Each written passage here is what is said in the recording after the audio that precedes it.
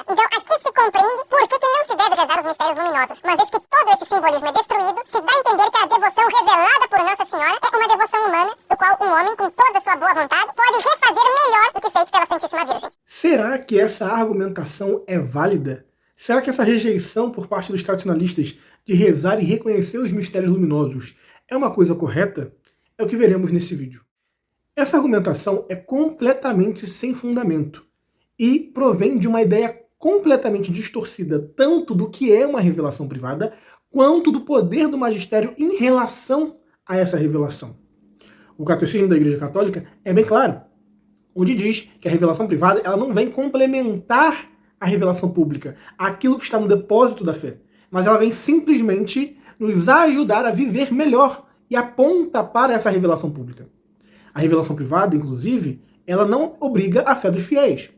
Você não é obrigado a acreditar em revelações privadas, nem aquelas que são aprovadas pela Igreja, como Fátima, Lourdes, Guadalupe ou qualquer outra. Por mais que essas revelações privadas estejam isentas de erros doutrinários e sejam frutos grandiosíssimos para a devoção popular, para a salvação das pessoas, para o aumento da fé e da caridade, a Igreja não os obriga a crer e nem a seguir ou ser devoto dessas revelações privadas, ou desses títulos marianos ou de qualquer outro santo. Por quê? Exatamente porque a revelação privada é algo de fé facultativa. Ela vem simplesmente reforçar a fé dos fiéis naquilo que a Igreja já ensina. Ela não tem autoridade em si mesma, como se fosse fixa, imutável, estável e inalterável, como se fosse equiparada a uma doutrina oficial da Igreja. Por isso, essa crítica desse rapaz não se fundamenta, pois ele vai dizer que essa alteração, esse acréscimo, traz a ideia de que a revelação do Santo Rosário é uma coisa de instituição humana e não divina. E, de fato, não é de instituição divina em estrito senso, porque coisas de instituição divina são aquelas coisas referentes à doutrina que estão no depósito de fé e não podem ser alteradas. Uma revelação privada não é uma instituição divina, mas é uma intervenção divina no nosso mundo para nos conduzir à Igreja, à revelação pública, ao depósito fixo da fé. Também não é uma instituição humana. Porém, por não ser nem uma instituição divina, nem uma instituição humana, isso significa que a revelação privada ela está em meio termo entre aquilo que é divino e aquilo que é humano. Ou seja, a mensagem é divina, porém a adesão a essa mensagem passa pelo crivo da liberdade humana. Isso significa que aquilo que está na revelação, que tange a doutrina da Igreja, não pode ser alterado. Eu não posso pegar uma revelação de Nossa Senhora, uma profecia, e mudar o seu conteúdo. Porque aquilo ali foi dito por Deus, através da Virgem Maria, aprovado pela Igreja. Por mais que eu não seja obrigado a acreditar. Eu não posso alterar a sua mensagem. Porém, ao mesmo tempo, eu posso, ou melhor, a Igreja pode, dizer qual é a melhor forma de se aplicar essa mensagem e essa devoção à nossa vida prática. A Igreja pode, inclusive, proibir algum tipo de devoção ou de forma de culto relacionado a essas aparições ou revelações. Ela pode delimitar até onde nós podemos ir nessas devoções e até onde nós não podemos ir. Ela que julga essas revelações, e ela que diz os limites, e inclusive pode também acrescentar a sua contribuição nessa devoção. Isso significa que quando Nossa Senhora revelou os 3 mistérios da vida de Cristo, ela não estava dizendo que era proibido que a Igreja acrescentasse mais. Até porque a vida de Cristo não se resume àquilo que está contido nos 3 mistérios. Ela é muito mais abrangente. Quando o Papa São João Paulo II, ele, através do documento em que acrescenta e institui esse mistério luminoso, ele põe nesse mistério luminoso outras passagens da vida de Cristo que estão contidas nos evangelhos, que são uma verdade de fé, que estão nas Sagradas Escrituras, que fazem parte do depósito da fé. Ou seja, o batismo de Jesus, o primeiro milagre, a pregação pública, a transfiguração no monte, a instituição da Eucaristia, que são verdades de fé que estão no Evangelho e que nos ajudam a continuar meditando passagens da vida de Cristo. O foco central do terço e do rosário é exatamente isso. É a meditação em torno da vida pública de Jesus. É meditação em torno da vida de Jesus segundo os evangelhos. É o evangelho vivo nas nossas orações.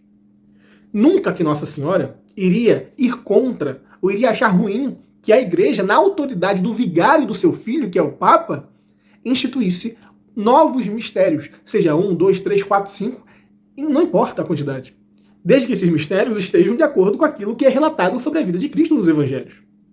Ou seja, perceba que por mais que o acréscimo tenha sido feito, não muda a substância e o conceito daquela revelação.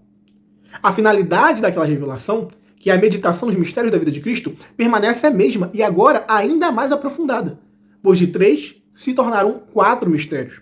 Agora podemos, segundo as normas da igreja, a orientação do Papa e os limites que a própria igreja impôs na sua autoridade, podemos agora meditar de forma mais profunda em outros mistérios da vida de Cristo.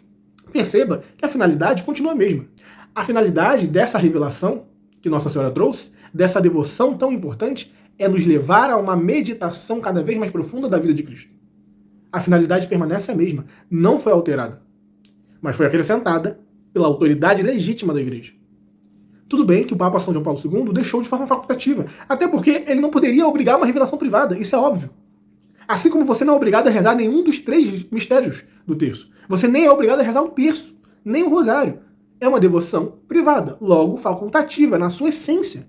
Porque o próprio conceito de devoção privada é isso. Não é uma devoção pública da igreja, não é uma revelação pública da igreja. É algo privado, que está de acordo com as consciências e as liberdades de cada indivíduo em aderir ou não.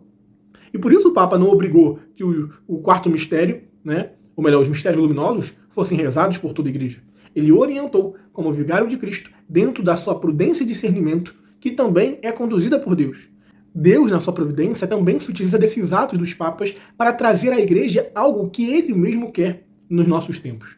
O Papa, como vigário de Cristo, tem, pelo cargo que ocupa, pelo ministério que lhe foi confiado, uma graça própria.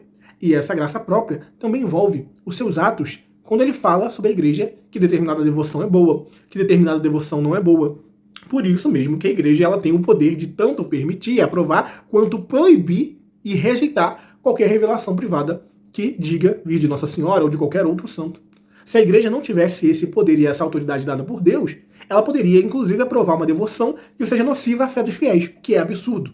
Então, inclusive na devoção pessoal, quando a igreja propõe a todos os fiéis um santo quando é canonizado, uma devoção quando é aprovada, ou algo que é proibido, a igreja ali está agindo também sob inspiração do Espírito Santo para prevenir os fiéis do erro e para incentivar os fiéis ao amor e ao aumento da caridade para com o nosso Senhor.